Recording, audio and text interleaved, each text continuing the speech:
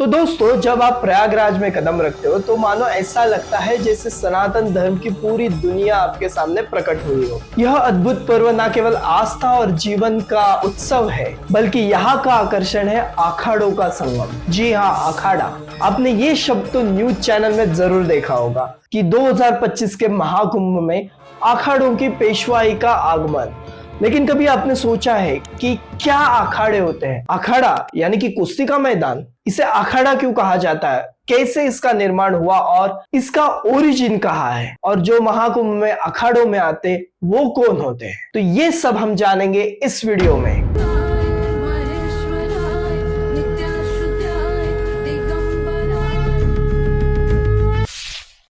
तो देखो, अखाड़ा सुनते ही आपको पहलवानों के दंगल का तो ख्याल आया ही होगा, लेकिन इसके भीतर छुपा हुआ पूरा ब्रह्मांड हमको केवल महाकुंभ में ही दिखाई देता है। तो चलिए देखते अखाड़ों का इतिहास।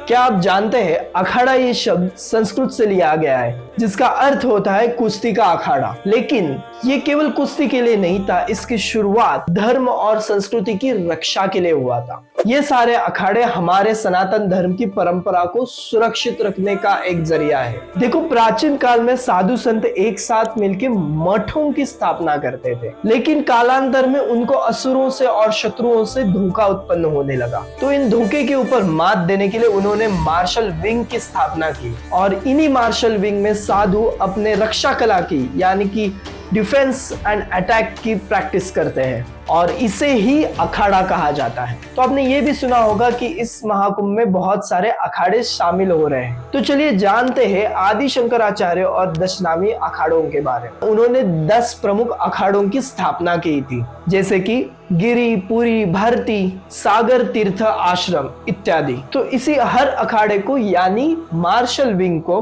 हर एक मठ से जोड़ा गया, जो भारत की चारों दिशाओं में स्थित है। उनकी रक्षा के लिए इन अखाड़ों को असाइन किया गया। तो देखो, पूरी, भरती, सरस्वती ये ब्रांचेस साउथ के श्रीनगरी मठ को अटैच किए गए। तो पूर्व में बन एंड आर्यना ये ब्रांचेस अटैच किए गए गोवर्धन मठ इन जगन्नाथपुरी। गिरी, पर्वत एंड सागर ये ब्रांचेस अटैच किए गए नॉर्थ के जोशी मठ में, और साथ ही में तीर्थ और आश्रम ये ब्रांचेस अटैच किए गए वेस्ट के सरदा मठ, जो कि द्वारका में। तो वर्तमान में 7 शैव अखाड़े हैं, जैसे कि महानिर्वाणा, अटल, निरंजन, आनंद, जूना, आवाहन एंड अग्नि। ये 7 अखाड़े और 3 अखाड़े फॉलो करते हैं रामानुचार्य वैष्णविज्म को, जिनका नाम है निर्मोही, दिगंबर एंड निर्वाणा। तो ये सारे अखाड़े जो महाकुंभ में आते हैं उसे पेशवाई बोलते हैं, यानी कि अखाड़ों का आगमन। और हर अखाड़े के अपने नागा सन्यासी भी होते हैं। तो 14वीं सदी में रामानुजाचार्य ने वैष्णव परंपरा को आगे बढ़ाया। इन्हीं अखाड़ों में 2013 में सन्यासिनियों के अखाड़े की स्थापना हुई। उसके बाद 2016 में उज्जैन के कुंभ में किन्नर अखाड़े की स्थापना हुई, जो कि अब जूना अखाड़े का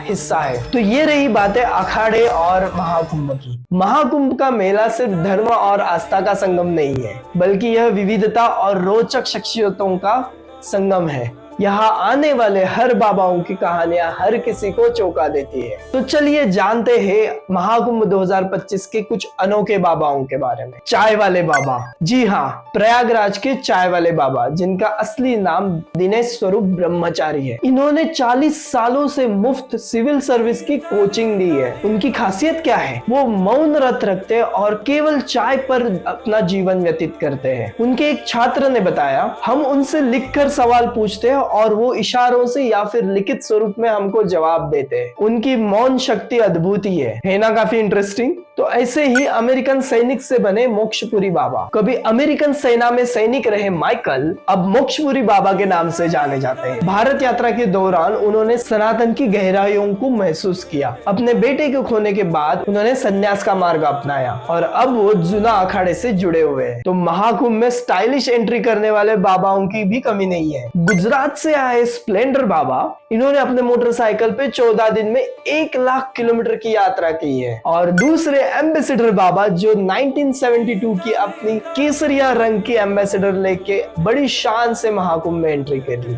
और काफी चर्चा में रहे हुए IITN बाबा, जी हाँ, IIT बॉम्बे की पूर्व छात्र अभय सिंह, जो अब IITN बाबा के नाम से जाने जाते हैं, जिन्होंने अपनी एरोस्पेस इंजीनियरिंग की नौकरी छोड़ के अध्यात्म का मार्ग अपनाया। तो इस महाकुंभ में धर्म और सनातन की रक्षा करने वाले बाबाओं के साथ पर्यावरण का सोचने वाले भी बाबा हमको दिखते हैं, जैसे कि एनवायरमेंट बाबा, महामंडलेश्वर अवधूत बाबा, जिनको एनवायरमेंटल बाबा के नाम से जाना जाता है। महाकुंभ 2025 में वो कहते हैं आने वाले हर भक्त को अपने लाइफ में 2 पेड़ तो जरूर लगाने चाहिए, एक अपने फाइनल रिचुअल के लिए और दूसरा पीपल का पेड़, ताकि सबको काफी मात्रा में ऑक्सीजन मिल पाए। 30 से ज्यादा देशों में उनके भक्त हैं। उन्होंने इंडिया में 1 करोड़ से ज्यादा वृक्ष लगाने की संकल्प लिया है। इसी के साथ कुंभ में हमको एक बाबा दिखते हैं जिन्होंने अपने पूरे शरीर पे रुद्राक्ष परिधान किए हैं, बाबा दिगंबर अजय गिरी, जिनको रुद्राक्ष बाबा के नाम से जाना जाता है, जिन्होंने अपने पूरे शरीर पर 11,000 से भी ज्यादा रुद्राक्ष परिधान किए हैं। तो देखो दोस्तों, महाकुंभ ना कि केवल हमारे परंपरा का जश्न है, बल्कि इन अनोखी कहानियों का भी, जो कि हमें इंसानियत, अध्यात्म और विविधता का